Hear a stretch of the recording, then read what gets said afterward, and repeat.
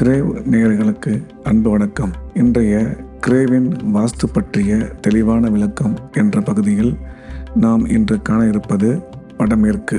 இதுவரையில் நாம் வடகிழக்கு, தென்கிழக்கு, தென்மேற்கு ஆகிய 3 கார்னரை பற்றி தெளிவாகவும் விளக்கமாகவும் பார்த்துட்டு வந்தோம். இன்று நம்ம பார்க்க போகிறது வடமேற்கு. மனிதனின் செயல்பாடுகளை நிர்ணயிக்கும் வடமேற்கு மூலை. மனிதன் உயிர் வாழ்வதற்கு இயற்கையிலிருந்து தரப்படும் அடிப்படை தேவை காற்று. இது பஞ்சபூதங்களில் 3வது மூலக்கூறாகும். வாஸ்துவில் வடமேற்கு மூலையே காற்றுக்கு ஆதாரமாக உள்ளது. இதனை வாயு மூலை என்றும் கூறுவர். ஒரு இடத்தின் வடமேற்கு மூலையை வாஸ்து விதிகளுக்கு உட்படுத்தி கட்டடம் கட்டுவது மிக அவசியம். ஏனென்றால் வடமேற்கு பகுதி பெண்களுக்கான பகுதியாகும். பொதுவாக தென்கிழக்கை எப்படி நம்ம பெண்களுக்கு நம்ம கொடுத்தோமோ குடும்ப தலைவிக்கு, அதே மாதிரி வடமேற்கு பெண்களுக்கான பகுதியாக வருது. எந்த ஒரு வீட்டில் பெண்கள் சிறப்பாக இருக்காங்களோ அந்த வீடு ரொம்ப நிம்மதியாகவும் சந்தோஷமாகவும் அமைதியாகவும் இருக்கும். அதே தான் இந்த வடமேற்குக்கும் பொருந்தும். வடமேற்கை பொறுத்த வரைக்கும் நல்லா இருந்துட்டா குடும்பம் சந்தோஷமாகவும் அமைதியாகவும் நிம்மதியாகவும் இருக்கும். வடமேற்கு மூலை என்பது வடக்கு பகுதியும் மேற்கு பகுதியும் சந்திக்கும் இடத்துக்கு வடமேற்கு என்று பெயர். இதில் 2 பக்கம் இருக்கும். ஒரு பக்கம் பார்த்தீங்கன்னா வடமேற்கு மேற்குன்னு ஒரு பக்கம் வருது, இன்னொரு பக்கம் வடமேற்கு வடக்குன்னு வரும். இதில் வடமேற்கு மேற்கு நமக்கு உச்சம், பாசிட்டிவ். வடமேற்கு வடக்கு உச்சம் இல்லை, நெகட்டிவ்னு சொல்லுவாங்க. பட் அது முழுசாக நெகட்டிவாக ஏற்றுக்க முடியாது. அதுலேயும் பாசிட்டிவ் இருக்குது. எப்படி பார்த்தோம்னாலும் இந்த வடமேற்கு வடக்கு 2 பக்கமும் நமக்கு சாதகமான விஷயந்தான் கொடுக்கும். ஒரு சில பேருக்கு வடமேற்கு வடக்கு சிறப்பாக வேலை செய்யும். பொதுவாக எல்லாருக்குமே நல்லா வேலை செய்கிறது வடமேற்கு மேற்கு. அதனால தான் ஒரு மனிதனுடைய செயல்திறனை தீர்மானிக்கும் திசையாக வடமேற்கு உள்ளது. இதையும் ரொம்ப எச்சரிக்கையாக முதல்லேருந்தே கவனமாக பாதுகாத்து வரணும். ஒரு வீடு கட்டும் போது from the beginning it self கொஞ்சம் அந்த வடமேற்கு திசையில் கவனம் வேணும். இந்த வடமேற்கு திசையில் வீட்டுக்கு வெளியில், நம்ம பிளாட்டுக்கு வெளியில் இயற்கையாக வரக்கூடியதுன்னு பார்த்தீங்கன்னா வடக்கு பக்கம் ஒரு பெரிய உயரமான மலைகளோ இல்லை ஒரு வெயிட்டான ஒரு விஷயம், உயர்ந்த மரங்கள், இதெல்லாம் வடமேற்கு வடக்கு பக்கம் வரக்கூடாது. அப்படியே வடமேற்கு மேற்கு பக்கம் பார்த்தீங்கன்னா இதெல்லாம் வரலாம். காரணம் என்னென்னா மேற்கு பகுதி வெயிட்டு உயரம் வரலாம், வடக்கில் உயரம் வெயிட்டு வரக்கூடாது. அதனால தான் வடமேற்கில் மேற்கு பக்கத்தில் உயர்ந்த மரங்கள் மலைகள் வரலாம், அதே வடக்கு பக்கத்தில் இது வரக்கூடாது. இது இயற்கையாக வரக்கூடிய விஷயம்.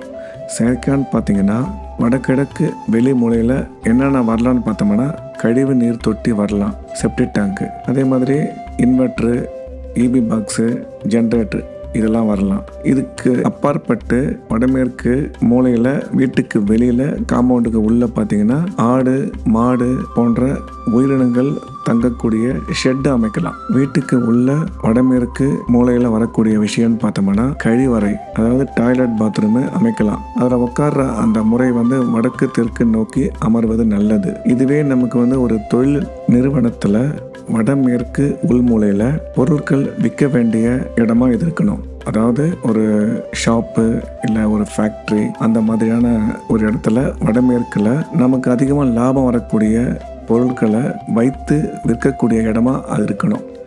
இங்கே வைக்கிற எந்த பொருளும் சீக்கிரமாக சேல்ஸ் ஆகிடும். அதனால தான் சொல்கிறோம், கம்பெனி, ஷோரூமு, ஷாப்பு அந்த மாதிரி இருக்கும் பட்சத்தில் வடமேற்கில் நமக்கு சீக்கிரமாக சேல்ஸ் ஆகக்கூடிய திங்ஸை அங்கே வச்சோம்னா அது சீக்கிரமாக விற்று நமக்கு அதிக லாபம் கொடுக்கும். அதே சமயம் வீட்டோட உள்மூலையில் வடமேற்கில் வரக்கூடிய கடைசி விஷயம் என்னன்னு பார்த்தோம்னா கிச்சன் வரலாம். தென்கிழக்கில் கிச்சன் நமக்கு வைக்க முடியல, அங்கே கிச்சன் வரலை அப்படின்ற பட்சத்தில் வடமேற்கில் கிச்சன் வரலாம், செகண்டரி ஆப்ஷனாக.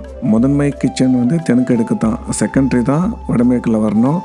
அப்படி அந்த கிச்சன் அங்கே வந்ததுன்னா அங்கே இருந்து நம்ம சமைக்கக்கூடிய அந்த விஷயம் பார்த்தீங்கன்னா கிழக்கு நோக்கி தான் சமைக்கணும். இப்போ பொதுவாக செகண்டரி கிச்சன் தான் நம்ம வடமேற்குன்னு சொல்கிறோம்.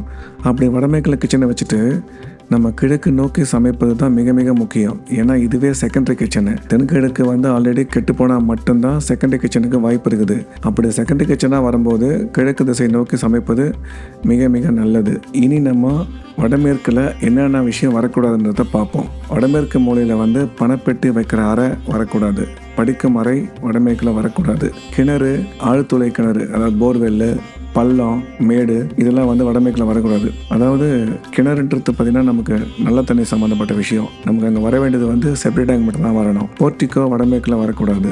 அதே மாதிரி ஓவர் ஹெட் டேங்க், மேல்நிலை தண்ணி தொட்டி வடமேற்கில் வரக்கூடாது. ஆல்ரெடி சொன்னபடி மிக உயர்ந்தமான மலைகள் அங்கே வரக்கூடாது. வடமேற்கில் உச்சவாசல் வரணும்னு பார்த்தோம்னா மேற்கு பக்கத்தில் வடக்கு ஒட்டி தான் வரணும். அது மட்டும்தான் உச்சவாசல். வாசல் வரத்துக்கான மிகச்சிறந்த இடம்.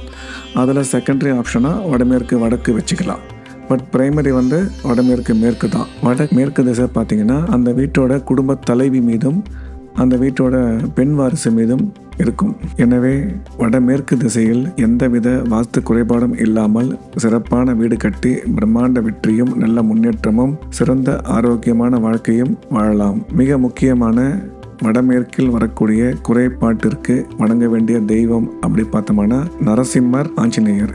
இந்த 2 தெய்வங்கள் மட்டுமே வடமேற்கில் வரக்கூடிய குறைபாடுகளுக்கான நாம் வணங்க வேண்டிய தெய்வங்களாகும். மீண்டும் கிரேவின் வாஸ்து குறித்த தெளிவான விளக்கம் என்ற சந்திப்பில் சந்திப்போம். எல்லா புகழும் திருச்செந்தூர் செந்தில் ஆண்டவருக்கே. அங்காள பரமேஸ்வரி திருவடிகளே சரணம்.